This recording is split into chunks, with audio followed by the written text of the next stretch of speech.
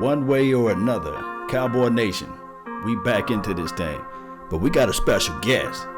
Yes, we're going to talk about this. We're going to get this thing going. Real deal Holyfield. Yeah.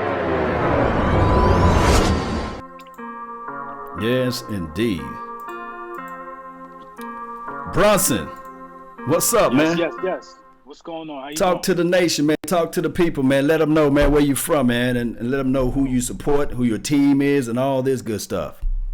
Absolutely. Too easy, man. Lord Brunson, man, on YouTube. I'm from Philadelphia, Pennsylvania. As you can see by the hat, you know, I support and I rock with a championship caliber football team, the Philadelphia Eagles. Oh, and we got and it appears we got some things to talk about. It appears we got. You done got the helmet out and there. Let me see, man. I gotta find me something, man. Come on, man. Oh man. Oh my goodness. Boy done brought the helmet out. You gotta wear the helmet when you might be bumping heads, man. You gotta protect your head. You know what I mean? You bumping heads, you gotta have a helmet. But hey, we brought back a guy that you guys try to rip his helmet off and he still ran. You know who I'm talking about. He wears number 82. We brought him back into this day. Listen, he put in work against us for many years. You cannot discredit the things he's done in the past. But is he going to be effective? Is he going to help you guys win the championship? I don't think so. I think his time has passed. I honestly don't know why he's coming back. Oh, come on, man. Come on, man. You got to leave my old reliable alone since you guys got Zach Ertz. And who else? You got rid of one of your boys, the tight end that I feel like that's going to bite you guys into you know what down the line this year. I think what's his name was Trey Burton. Burton. Yeah, he went to the Bears. Yeah, the one that threw the Philly special to Nick Foles. He was solid. He was solid for sure. But you see what we did? We grabbed Dallas Goedert in the draft after that, and I think Dallas Goedert and Zach Ertz got the chance to be what Gronk and Aaron Hernandez was. Okay. I feel that strong about that tandem.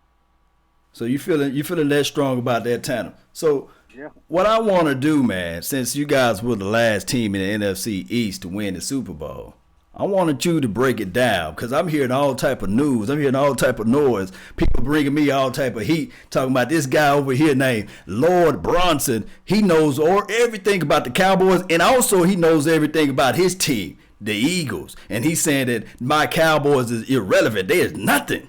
Talk to me about that, man. Bring some of that energy over here. Bring me that fire, man. I want to know. I'm gonna bring it to you, and I'm gonna break it down to you why I feel as though you guys are irrelevant. Number one.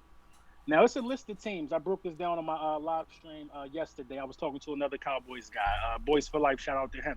You got the Cincinnati Bengals, the Buffalo Bills, the Washington Redskins, the Detroit Lions, the Miami Dolphins, one or two more teams, and then you got the Dallas Cowboys.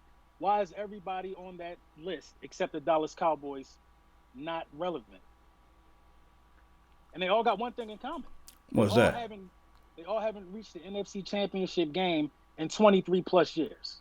But everybody else is not relevant on that list. The Bengals not relevant. The Dolphins not relevant in terms of winning. But why are the Dallas Cowboys relevant if that's their group? Now, that's the C group, in my opinion. That is what you call the C group in the NFL. That's a group of teams who ain't done nothing in a very long time. And your Dallas Cowboys belong to that group. So we just can't say somebody's relevant based upon a huge fan base. What have you done for me lately? What have you done for me lately? Okay, so you're looking at it from those angles. Okay, I feel you on that. You know what? My thing is, we haven't won since 95. Hell, that's my battle cry. I'm live like 95 because that's what I believe, right? Last time, I didn't even have facial hair the last time we won. I can go with that. But when you're talking about Jerry Jones, right? He sued the NFL. You remember that? So I believe that apparel that a lot of people wearing, like Nike, a lot of people love to wear Reeboks and stuff like that. That's all through Papa Jerry Jones. Now, my thing is this. As far as winning, that's a whole nother category. That's a whole nother subject. Since we haven't won since 1995, and you know I got to bring it up.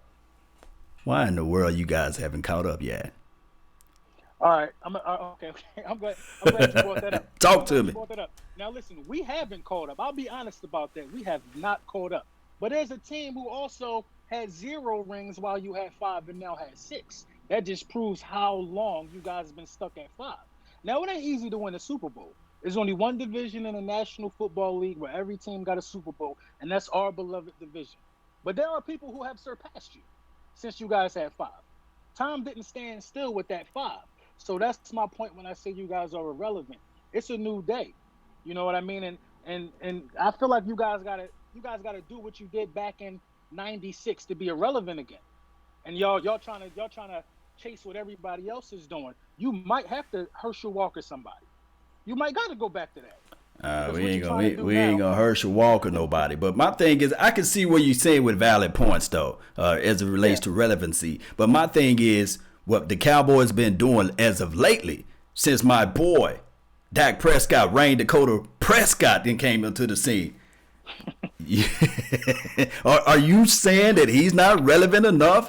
Are you saying that out of the 3 years he won the NFC East? And I'm not going to go around running around with the Cowboys hat talking about, hey, we won the NFC East, but hey, I celebrate everything that we do in life. Shout out to the boys all day, every day. But my thing is this, Brunson, when you start talking about Dak Prescott versus Carson Wentz, who y'all just done paid $128 million.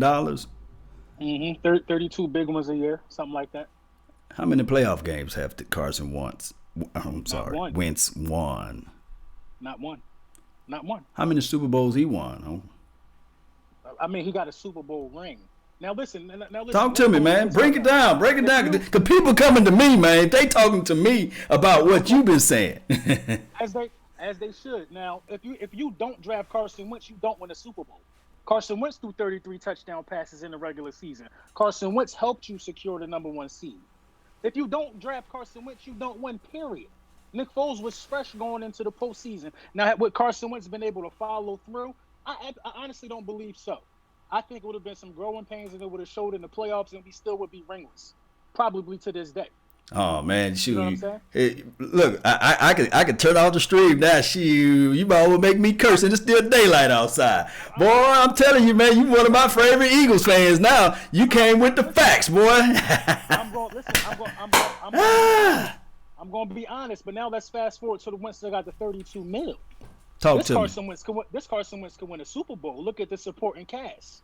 Look at who lining up next to him. Mm-hmm. You talking about top 3 teams in the NFL. Look at this roster.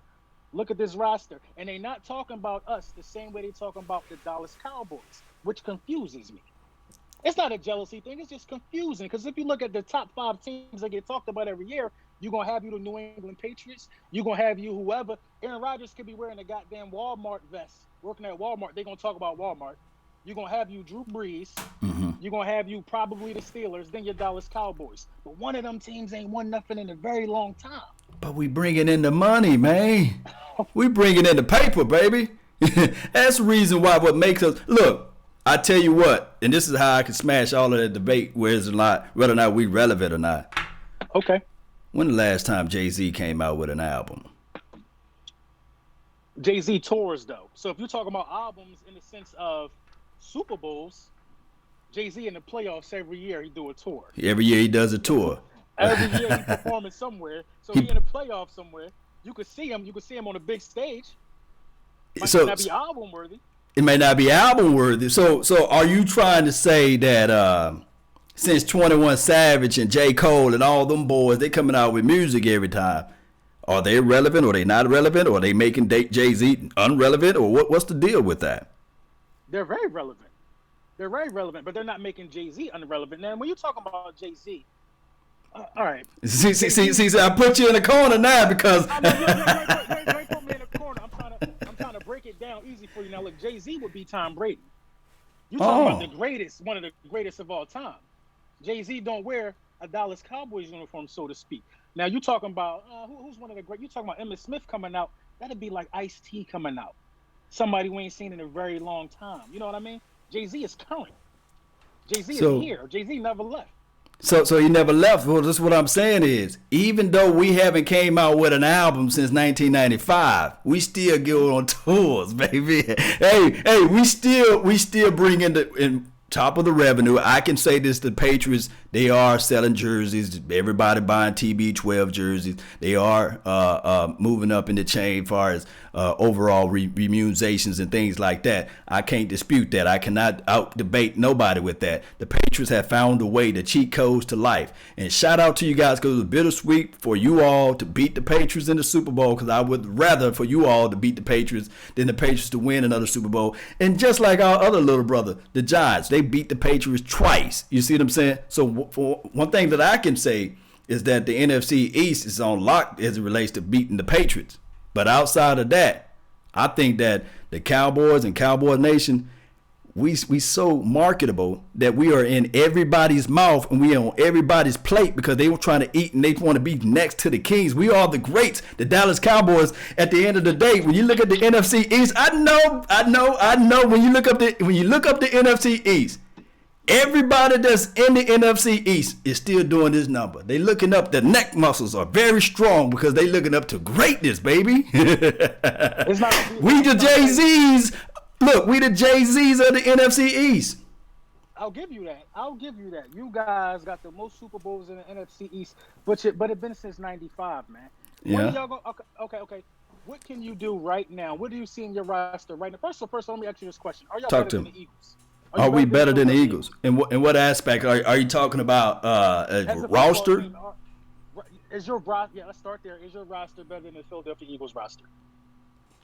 All right, let's go line by line. All right. And you talk about a corner. It looked like you done walked into that same corner that you just tried to put me in. I got a sledgehammer. I won't break my way out of it. Okay. Look. All right. Who on your team is better than Amari Cooper? Alshon Jeffrey. In what category? Hands. 2 years ago, Amari Cooper was being deemed as couldn't be able to catch because he didn't have Dak Prescott. Oh my God! Bam, baby! Slam dunk, baby! Give me the rebound, baby! Alshon Jeffrey is a possession receiver, even though one of the worst drops of his career came in the playoffs against the Saints. Everybody drops a pass. We're going to acknowledge that right now. But they were talking about this guy not being able to catch at all. Now you're talking about route running and speed. Amari got him all day. But overall, wide receiver, I'm going with Alshon Jeffrey. He don't need the touches to be activated. Okay. You know what I mean? Okay. So you're saying, okay, and we're going to keep a tally, because I do know that we live on my channel. I wish we was able to be live on your channel so we can get some mixed views and things like that. So we're going to put in the category. I'm going to give you, okay, I'm not saying that he is, but I'm going to give you that. Okay. You said Alshon Jefferson is better than Amari Cooper. We're going to put a little check mark by that. All right. So who's better than Randall Cobb? Coming out of the slot? Coming out of the slot, the interior, the short area quickness, they can catch the middle of the field, can get up vertical, line up as halfback. You know, he's been more of a weapon than Nelson Aguilar has been. I'll give you that. He's been more of a weapon. But right now, I'm going to say they're dead even, because we don't know what he's going to do in a Dallas Cowboys uniform. Okay. There has been a resurgence of Nelson Aguilar in the slot position. He found his second win. They were about to get rid of him not too long ago, because he wasn't that great on the outside. But I'm going to say right now they're dead even. I'm going to say this season will determine that. Okay.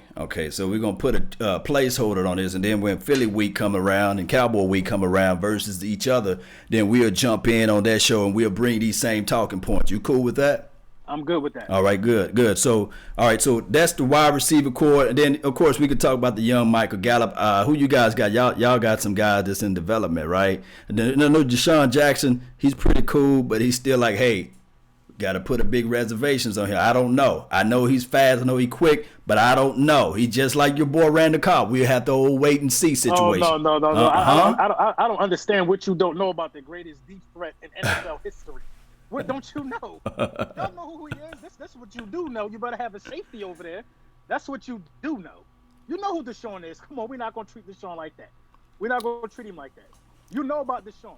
I do know about DeSean Jackson. I do know all about him, but he been locked down when he was in the Washington Redskins, because when he played with them, the last play that I saw that he was able to do was run 50 yards backwards, and I think my boy Jeff Heath baptized him and he started fumbling the ball, and then they traded him away or got rid of him to the Tampa Bay Buccaneers, and he disappeared. He had a little flashes here and there. So maybe this can be a resurgent year, going back to Philly, going back to home, seeing if he can have a homecoming and things like that.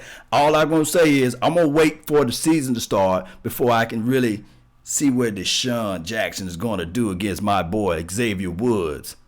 DeSean Jackson broke Jerry Rice's record with the Bucks, so he wasn't nowhere near done in Washington. He was just starting still in Washington. DeSean Jackson with those big plays, them 60-plus yard touchdowns, he's done that with every team he's played for. And he's looking good in OTAs. I know you've been keeping an eye on that. Yeah, I always keep my eye halfway open on the Philadelphia Eagles. My thing is, okay, I give you tight ends. I give you the tight ends. As far as running back, we're better than the running back situation. I don't think that you guys got somebody better than Ezekiel Elliott. And then watch out for a guy that wears number 36. Now, I will say this: the year y'all won the Super Bowl. And I know a lot of people think fly, Eagles, fly when y'all won the Super Bowl. No, it was more so run, Eagles, run. You guys ran the rock. Y'all was third overall in rushing. And y'all had running back by committee. You had Blunt coming out of the nowhere. Then you had a guy named Clements or what's his name? Was Clements or something like that? Clement. Yeah. Blunt, Clement, and Ajayi. And Ajayi. So that was your pedigree. Getting the ball, not passing the ball down the field, because you already know we called Dak Prescott dink and dunk. But if you look up the records and you look up everything, you will actually see that Carson Wentz dinks and dunks a little bit more than Dak Prescott. And that's a story of a different day. But so if running was our pedigree, then how was Carson Wentz arguably the MVP before he got hurt? And he did break the Eagles franchise touchdown passing record. You know how many great quarterbacks the Philadelphia Eagles had? Carson Wentz is the leader in touchdown passes in the season. He did that same year. So it was what I like to call it was a perfect balance. You had a quarterback that was on fire, you had a running game that was on fire, and you had a defense that felt disrespected.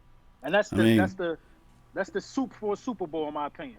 I mean, when you're winning games and then you utilize in the middle of the field, I mean, come on now. If you just look at it. Now, Carson, I'm not saying that Carson Wentz is trash. My thing is he just got like that injury bug.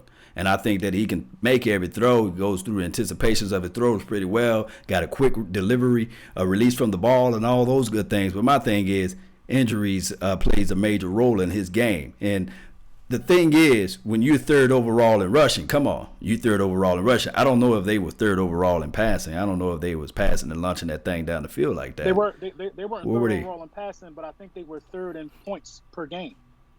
I think they averaged like 30 points a game. So you guys want to bring up running.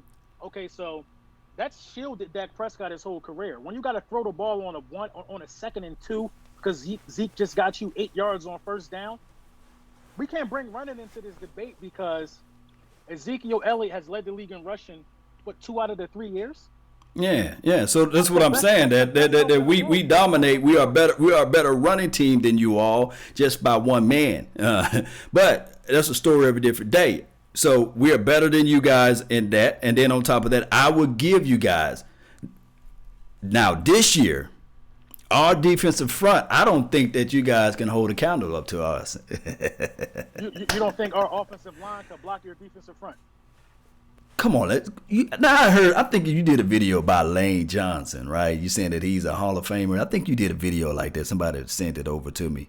You think that Lane Johnson really is a Hall of Famer? He'll be there. He'll be there. So you really think that Lane Johnson is really dominating and just shutting down my guy, D-Law? You really thinking that, right? Lane Johnson did not allow, Khalil Mack to get a sack. Listen, D-Law has not recorded a sack against the Philadelphia Eagles in his whole life. His existence. He has not sacked the Philadelphia Eagles. I don't care. You can pull up these stats. Oh, he does other things. He ain't get a sack. That's the bottom line. But when I did a film, I had to remove it because of YouTube policies. But I did a film on D-Law, and I seen where you guys you chipped the tight end on that side, and then you also had the running back that also have extra protection. Ain't that 3 against 1?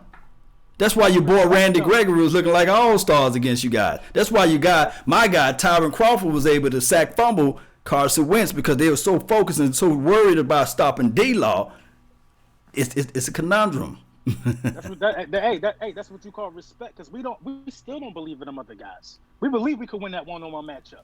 You got to pay attention to your D-Laws and your Khalil Macks and then any other juggernaut. That's just how you got to play football. I'm not going to guard D-Law one-on-one. You can't do it. Mm-hmm. So what I mean? I just think that's how we approached it. So you agreeing that our hot boys are better than y'all front four? You know what? I think we gotta see. I think we gotta see. We gotta see, man. See, we got to kick this show up. This show is just too early. This show is just too early. We got to wait till like what, week 1, week 2, and then we start doing some evaluation. When is D-Law playing? Week 2, week 3, probably. He probably ain't gonna play week 1. I wouldn't want him to rush out there. That's hopeful. I don't think he's coming back till week 5. I think about week 5. He had shoulder surgery, right? Yeah. You're not going to be better than us until you're not going to be close to better than us until you get to 100%. Who are your edge rushers right now? Brandon Graham, Derek Barnett is coming off an injury. Now you already know Brandon Graham is good. Yeah. We got Malik Jackson back. Yeah. Well, we didn't never had him. We got Malik Jackson. Right, 3-4 guy. Curry, Vinny Curry could play some of the edge sometime. We still sitting on what's his name? Sweet. Josh Sweet, we still sitting on him. I don't know what's going on with him. But we did lose Michael Bennett. But I think we lost Chris Long, 2 edge rushers. But I think some guys will step up. Some of the younger guys will step up. As long as you're getting that initial inside push, you can count on Brandon Graham and Derek Barnett to come off the outside. Now you're pairing Fletcher Cox in the middle with Malik Jackson and disrespected Tim Jernigan, who feels absolutely disrespected. I think you're going to get one of the best defensive lines in football. But right now, I'll also call that even. But let me ask you. Talk to me, man. Put me in the hot seat, man. Quarterback. Now, I want your honest. I was gonna try to save the quarterback for last, but go ahead because. Okay, wait. Who do we skip? Let's oh man, you left out the DB category, and all I can. Why y'all didn't draft nobody? Talk to me, man. Educate the nation. Educate Cowboy Nation after Dak Prescott put up 455 yards on y'all DBs. Why y'all didn't draft nobody? Now, I like Rasul Douglas. I like Sidney Jones coming out of college, what have you. But you trying to tell me that those guys going to elevate that team? Talk to me, man. It's not about Rasul Douglas and Sidney Jones. It's about the guys we picked up, and we found gems. We found diamonds in the rough. I'd have thrown Avonte Maddox out there, who had to place some safety. Crevion LeBlanc that we picked up from the Saints, who picked off Drew Brees, the first play of the playoff game. We found dudes who got playoff experience last year and dudes who nobody believed in. Hold on for a fan. People telling me that they got to turn your mic up. Let me see if I can make some adjustments here. My mic, I think I'm using these AirPods. Can you hear me? Yeah, I can hear you. It's just my mic. Let me turn mine down a little bit. Let's see. Let's rewind. Go ahead. You said somebody who they picked up that you gonna think that they're gonna try to slow down Amari Cooper. Who's that? Crevion LeBlanc. I don't think he'll even be playing Amari Cooper 1-on-1. I think they're gonna go back to what's his name? Ronald Darby is gonna be playing him. But we picked up some Ronald. Don't do Ronald like that. And I trust me. Look. Let me tell you why Ronald Darby is on y'all team, man. He's a good physical DB that can shut down most of the likings of like a Michael Gallup or a Dez Bryant. He's like a nuanced guy that can get into the face. But when you got a crazy route runner who can run inside and out, that we don't even line Amari Cooper at the X, we line him at the Z, or sometimes he motion inside and also he just all over the field, but outside of the X, he don't really line up in that spot. It's just too much movement for him, man. Listen, our starting safety was out. Rodney McLeod was out too. So we had a lot of mixing and matching. Basically, y'all was playing walk-ons. But that's no excuse, though. Yeah. You know what I mean? I felt like we still were in position to win the game. We only lost one game last year by more than 7 points. A lot of people don't know that because a lot of people don't look at things the way I do. We lost one game, and that was the blowout. We got embarrassed by the Saints. We lost one game by more than 7 points. Now, I'm a firm believer that if we get that fumble in the beginning of that Cowboys game. Oh, come on, man. I'm a firm believer if we get that, we go up 7-0. Because we was on it. Was it a fumble or not? I mean, I looked at it, and Ray Charles can see that it was a fumble. But, man, there was some tic-tac calls all throughout that game. And trust me, I know how the momentum swing can go. And the defense pretty much both defenses are playing well because nobody scored a touchdown until, the second half or something like that? Yeah. So, you know what?